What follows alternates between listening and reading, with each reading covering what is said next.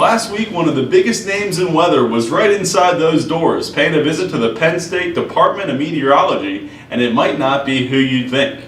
The guest of honor was none other than Punxsutawney Phil, who was accompanied by some of his handlers. Penn State meteorology students, faculty, friends, and even some prominent members of the community came by to see the world's most famous groundhog. The crowd was on the edge of their seats, eagerly waiting the arrival of the distinguished guest, Punxsutawney Phil.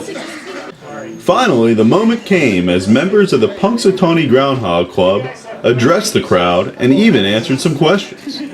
Here's your choice, guys. It's either question and answer with us or you go back to school. We're going to drink beer, okay? So what do you want to do? You want to do a question and answer? We're game. You can leave it. I got a question. Okay, go ahead. How many Punxsutawney Phils have there? That's a good question. Everybody asks us that. We're looking at the only one. Show me one. Liar. Mickey Mouse, Santa Claus, Easter Bunny. There's only ever been one. Yeah. I had a chance to ask one of my own. Has Phil given any early indication if he'll see a shadow? There's not really. No, not really. He's not happy with the weather. Yeah, he says it's just too.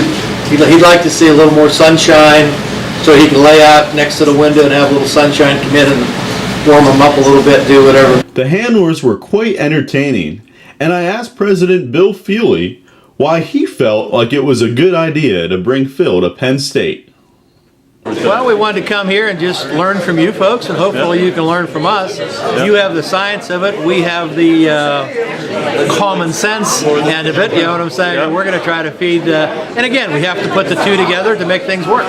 The members of the Punxsutawney Groundhog Club were quite full of energy and excitement, but as for Phil, not so much. He's sleeping in his natural habitat, but he seems a little bit tired from all the transportation. Phil's going to eat, sleep, and get his picture taken during those periods, okay? And then his real big day is February 2nd, where he will come out and tell the world what the weather will be. The newest member of the Punxsutawney Groundhog Club also made the trip out, and he gave me a look behind the curtain as to how he became a member. You're voted in by your peers. The other inner circle members, vote on a likely candidate and show up at your house and say you're now an inner circle member. I also chatted with a few students about what made seeing Phil so special. I used to watch Punxsutawney on TV when I was growing up, and I'm from Massachusetts, so it was great just to finally see him in person. I was really excited. Well, he's the most famous groundhog in Pennsylvania, and arguably the most famous groundhog in the world. So when he comes by the meteorology department, which of course I consider like my second home, you can't miss it. Some prominent community members also came by to see the world's most famous groundhog. Penn State President Eric Barron was in the Weather Center and addressed the crowd. Yeah, okay. Sounds good. Not just Jackie. Okay. No, easy. Well, do you want to grab them out? You want to get them out and show the students?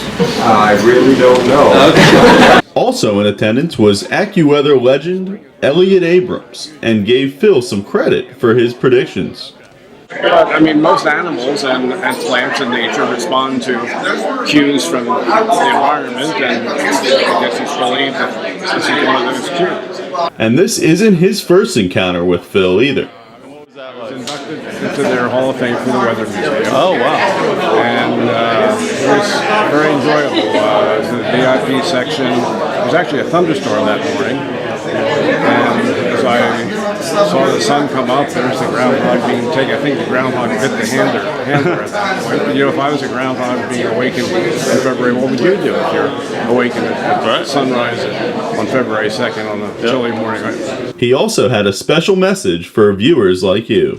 Each time, each week, it's important to watch whether or not to get more information. Well, the crowds have cleared out here at the Weather Center, and Phil has gone back home to Punxsutawney to get some well-deserved rest for his big day, February 2nd, Groundhog Day.